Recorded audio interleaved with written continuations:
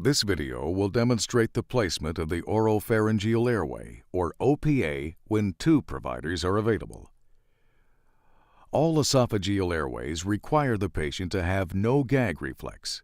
If the patient regains consciousness and begins to gag or vomit, these devices are removed immediately. Extubation of esophageal airways almost always causes vomiting or regurgitation.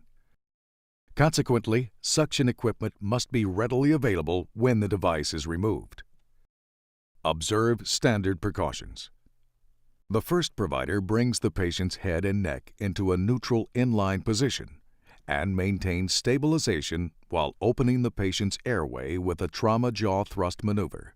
The second provider selects and measures for a properly sized OPA. The accompanying illustration shows a workable method for measuring the OPA. The distance from the corner of the patient's mouth to the earlobe is a good estimate for proper size. The second provider opens the patient's airway with the chin lift maneuver. The OPA is turned so that the distal tip is pointing toward the top of the patient's head and tilted toward the mouth opening.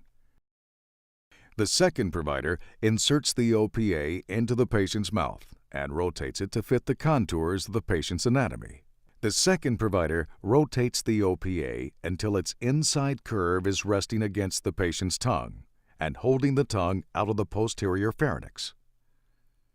The flanges of the OPA should be resting against the outside surface of the patient's teeth.